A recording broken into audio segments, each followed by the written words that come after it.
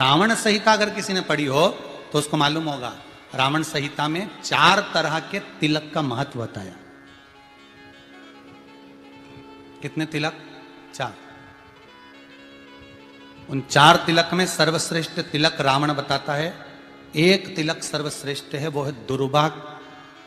जो दुर्वा होती है, उस दुर्वा को जलाकर उसकी भस्म तैयार कर कर उसमें गाय का श्वेत गाय, कौन सी गाय? सफेद। उस गाय के शरीर पर कोई दाग ना, उसके शरीर पर पूर्ण तरह से श्वेत हो, ना लाल उसमें कोई धब्बा हो, ना काला धब्बा हो, ना कोई कलर हो, बस केवल श्वेत। रावण संहिता में 4 तरह के तिलक का प्रमाण दिया, तो एक तिलक रावण संहिता में वर्णन आया, एक तिलक का जो व्याख्यान वर्णन किया गया, उसमें दुर्वा को जलाकर राख कर कर भस्म बनाकर उसमें गाय का घी, देसी गाय का घी मिलाकर और उसका बिंदी, उसका तिलक मस्तक पर लगाकर या नैनों में सुरमा लगाकर जो व्यक्ति जिस किसी से मिले वो उसका हो जाता है। उस दुर्वा में इतना प्रबलता आ जाती है, अमृत तत्व जुड़ा हुआ है दुर्वा के। रावण संहिता में 4 तिलक बताएं, उसमें से सबसे 4 तिलक में अलग अलग एक बेलपत्री की जड़ का तिलक है, एक आंकड़े की जड़ का तिलक है। रावण संहिता में 4 तिलकों का वर्णन है, उसमें मुख्य है सबसे ज्यादा। हम तो कहेंगे, अगर मान लो वैसे तो नौकरी करने जाओ, सर्विस करने जाओ तो आंख में काजल लगा कर जा नहीं सकते, नहीं तो लोग ही कह देंगे कहाँ से आया है। मालूम पड़े तुम नौकरी के लिए इंटरव्यू देने जाओ और आंखों में काजल लगा के चले जाओ, तो फिर भी एक प्रयास करना, उस दुर्वा का जो काजल बनाओ, मूछे हो, दाढ़ी हो, कहीं कहीं पर भी उसकी एक बिंदी लगा कर चले जाओ, वो असर करेगी और आपको वो जॉब मिल ही जाएगा, ये पक्का है। उसमें आकर्षण होता है, दुर्वा आकर्षण का केंद्र करती है। आपको कभी आपके नयनों में दर्द हो रहा हो, जलन हो रही हो, तो आप दुर्वा, हरी भरी दुर्वा हो, वहां थोड़ी देर चलने का प्रयास करिएगा, आपके नेत्रों का विकार समाप्त हो जाएगा। दुर्वा में वो एक सुख है, वो अमृत छुपा हुआ, और एक बार का अमृत नहीं, 5 बार का अमृत दुर्वा के अंदर।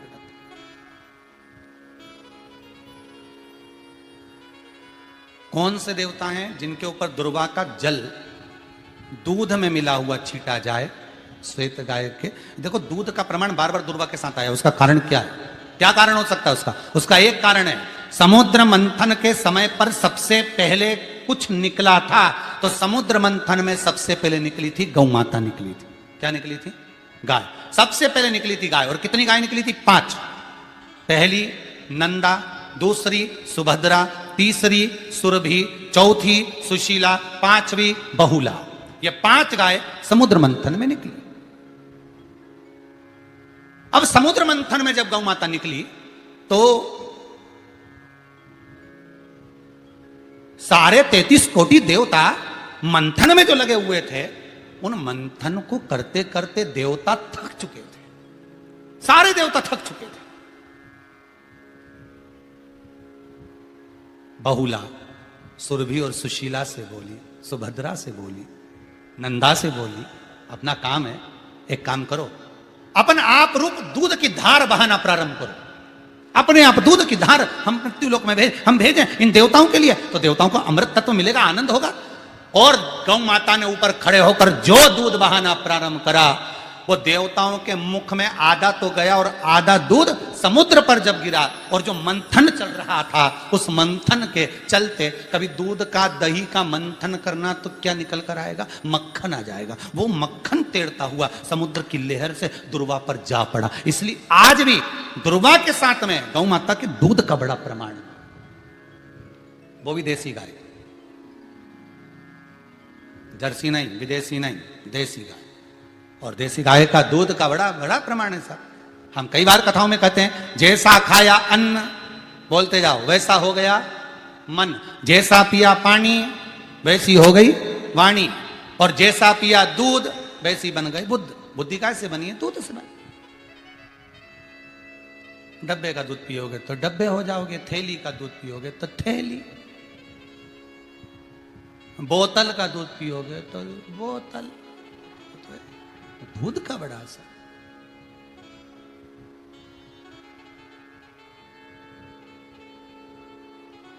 गौ माता के दूध का पान। दुर्वा बढ़ती है, और दुर्वा का एक बहुत सुंदर गुण है महाराज, बहुत सुंदर गुण है दुर्वा का। जहां पर उसके भीतर गांठ आती है ना, वहां से दो रास्ते बना देती है। बोलो बनाती कि नहीं बनाती? कभी दुर्वा देखी होगी आपने? जहां गांठ आई वहां दो रास्ते बनाएगी, फिर गांठ आई फिर दो रास्ते बनाएगी, फिर गांठ आई फिर दो रास्ते बनाएगी। दुर्वा का क्रम ऐसा है कि हम भगवान को दुर्वा क्यों देते हैं, उसका कारण यह है कि मान लो हे परमात्मा, हे शंभु, हे गणेश, हे प्रभु नारायण, अगर मान लो मेरा एक रास्ता चलते चलते गांठ पड़ जाए, एक रास्ता मेरा बंद हो जाए, तो वहां से मेरे दूसरे रास्ते खोल देना। इसलिए दुर्वा भगवान को समर्पित करी जाती है। दुर्वा को समर्पित करने का क्रम ही यही है कि मेरे मार्ग खुल जाए, मेरी राह खुल जाए, मेरा मार्ग चारों तरफ खुलता चला। दुर्वा नीचे की ओर चलते चलते मार्ग खोलती चली जाती है।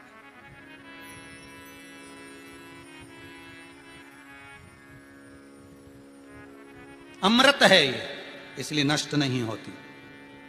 तोड़ के रख लेना, प्रैक्टिकल करके जरूर देखना। सियोर वाला महाराज कहीं झूठ तो नहीं बोल रही है। तोड़ कर रखो दुर्वा को, बोरी में भर कर रखो।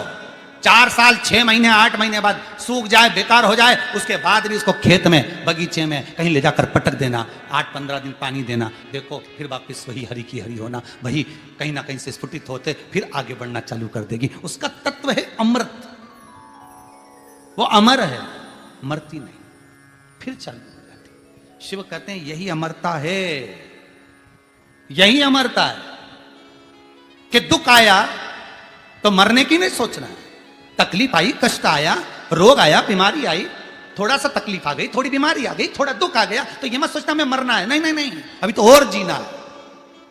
तो किस लिए जीना है? कोई कहेगा इसको कहीं आसक्तियां होंगी, घर की, परिवार की, कुटुंब की, कबीले की, इसलिए जीना चाहती है, इसलिए जीना चाहता। नहीं, आसक्ति एक रखना कि मैं जीना इसलिए चाहता हूं, मैं और जीना चाहती हूं, इसलिए चाहती हूं कि अब मैं भगवान का भजन करना चाहती हूं। अभी तक मैंने परिवार, कुटुंब, कबीले, संसार के लिए करा, अब जितनी जिंदगी दी उस मालिक ने, अब मैं उसका भजन करूं। कोरोना महामारी में वेंटिलेटर पर जाकर, आईसीयू में जाकर वापिस अगर आ गए हो तो समझ लेना बोनस के दिन भोलेनाथ ने दे दिए। अब भजन में लगाना। अब दुकान, धंधा पानी, ये सब चीजों में बाद में लगता रहेगा।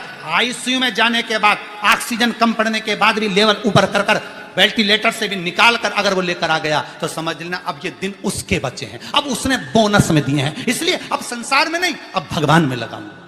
अब जब शिव महापुराण की कथा आएगी, खोजूंगा, सुनूंगा, शंकर का अनुमोदन करूंगा।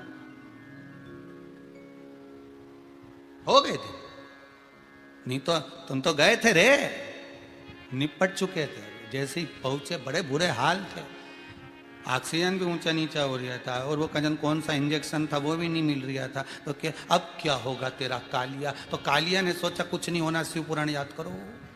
श्री शिवाय नमस्तुभ्यम, श्री शिवाय नमस्तुभ्यम। पत्नी घर में कर रही, बच्चे चलते फिरते कर रहे, आंखों से पत्नी की आंसू बह रहे, श्री शिवाय नमस्तुभ्यम जपती जा रही। पति से कह दिया मोबाइल पर केवल शिव पुराण सुनो, अब जो होगा देखा जाएगा। और शंकर जी लेके वापिस आ गए वो यमराज के दरवाजे से। घर पे आते सी तक खुश हो रहा, बस मैं तो ऐसा लग रहा था कि अब चले जाऊंगा। सारे आसपास वाले निपटते चले जा रहे। पत्नी बोली चिंता मत करो, श्री शिवाय नमस्तुभ्यम मुझे लिया। आया दरवाजे तक रोग, आया दरवाजे तक बीमारी, आया दुख दरवाजे तक। दुख क्यों ना आएगा? हमारे पूर्व का कर्म है तो दुख तो मिलना ही है। कोई महाराज जी तुमसे कह दे कि तुम्हें दुख ही नहीं आएगा, मैं बैठा हूं, तो महाराज जी से कहते ना तुम्हारे चरण कहां है बता दो, क्योंकि दुख तो आएगा। जैसी करनी वैसी है करनी। जो पूर्व में कर कर आए हो, भले आज तुम किसी को दुख नहीं दे रहे, भले आज तुम किसी को तकलीफ नहीं दे रहे, पर पूर्व का कर कर आए हो वो तो भोगना पड़ेगा।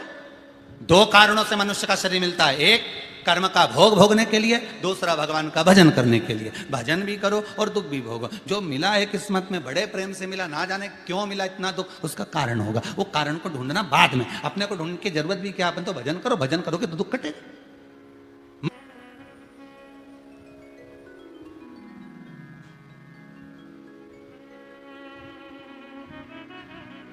महाराज दुर्वा भगवान विष्णु को चढ़े, दुर्वा गणेश जी को चढ़े, दुर्वा शिव जी को चढ़े, दुर्वा ब्रह्मा को चढ़े, दुर्वा इंद्र को चढ़े, दुर्वा पितरों को चढ़े। कितना सुंदर कहा है।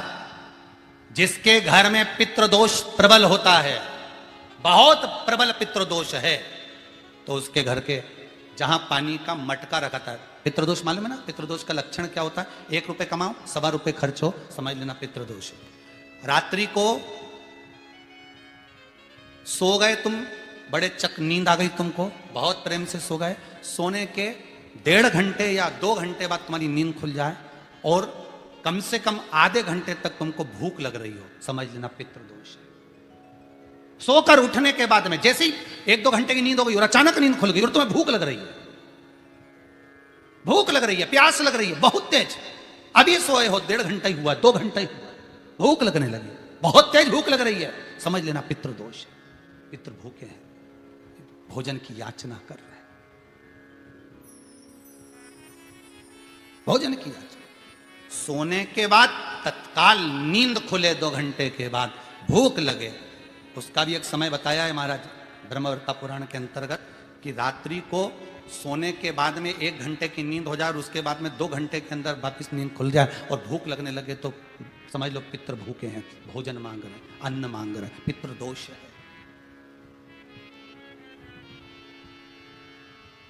पितृदोष का कुछ कुछ वर्णन किया गया है। घर में एक पात्र के चक्कर में, एक बेडशीट के चक्कर में, एक सामान के चक्कर में विवाद हो रहा है तो समझ लो पितृदोष है।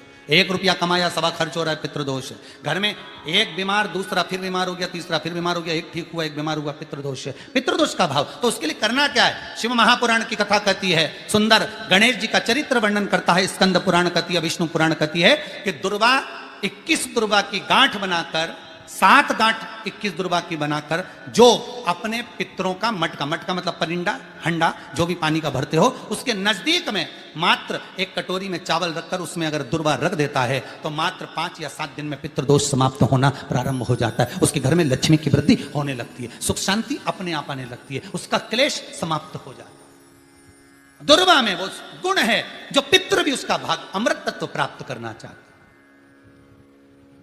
अमृत देना चाहते। और सरल भाषा में समझिए, जिसकी फैक्ट्री नहीं चल रही हो, फैक्ट्री में बार बार कुछ तकलीफ आ रही हो, गाड़ियां नहीं चल रही हो, 4 व्हीलर गाड़ियां ले रखी हैं, कभी ट्रक गड़बड़ हो रहा है, कभी ट्रक में ये हो रहा है, कभी गाड़ी में ये हो रहा है, कभी बस में ये हो रहा है, बस एक काम करना है, दुर्वा का थोड़ा सा भाग लेकर पानी के लोटे में उसको डालकर 5 अक्षत के दाने उसको पटक कर उस गाड़ी के अंदर उस कलश को रख दो, बस आधे घंटे के लिए, और उस पानी को चक्के के चारों तरफ डालते डालते जाइए दुर्वा के साथ में, तकलीफ नहीं देगा। फैक्ट्री का भी यही प्रमाण है। दुर्वा में वो अमृत तत्व छुपा है जिसका सुख आनंद दे जाता है, आनंद। शिव पुराण कर रही है महाराज, दुर्वा का एक नाम और है, उसका नाम है अमृत जन्मा। क्या नाम है? अमृत जन्मा। दुर्वा का एक नाम और है। मारवाड़ी लोग इसको ध्रुवी बोलते हैं, ध्रुव बोलते हैं। दुर्वा का वो सुख, शंकर भगवान गौ माता दूध की धार लगाती है, इसलिए दुर्वा का दूध से बड़ा मिलन है, बड़ा आनंद है, बड़ा आनंद, बड़ा सुख है। कोई भी ग्रह अनुकूल नहीं है, सब बेकार चल रहे हो, सब प्रतिकूल चल रहे हो, दूध के पात्र में दुर्वा डाल लो, पीपल के वृक्ष के नीचे चढ़ा कर आओ, राहु केतु शुक्र शनि जो भी गड़बड़ है सब सुधरना चालू हो जाता है। दुर्वा का वो सुख। जिस नदी में स्नान करो, तीर्थ में जाकर उस नदी के पास में कोई बगीचा लगा हो, वहां की दुर्वा को तोड़कर स्नान करते समय नदी में मात्र विसर्जन कर देने पर पितरों को पिंड पहुंच जाता है। मात्र उस दुर्वा का विसर्जन कर देने पर पितरों को पिंड का भाग मिल जाता है। अभी ना तो तुम्हारे पास में आटा है, ना तुम्हारे पास में चावल है, ना तुम्हारे पास में पिंड है, ना कोई तुम्हें संकल्प छुड़ा रहा है, ना कोई तुम्हारे पास में वस्तु है, उसके बाद भी पितरों को भाग मिल रहा है। काय से? केवल एक दुर्वा के तत्व से। स्नान करने से पहले पवित्र नदी में, गंगा यमुना नर्मदा सरयू आदि किसी पवित्र नदी में आप स्नान कर रहे हो, वहां के बगीचे में घूमकर आप जाते तो हो, पैदल ही नहाने जाते हो, तो घाट के आसपास में कोई बगीचा, वहां की दुर्वा तोड़ ली, एक दुर्वा नहाने से पहले अपने पूर्वजों पितरों के नाम से नदी में छोड़ दी। फूल तो छोड़ते ही हो, दिया भी छोड़ते हो, बस एक ही चीज नहीं छोड़ते, वो दुर्वा, और वो ही काम की, वही काम की।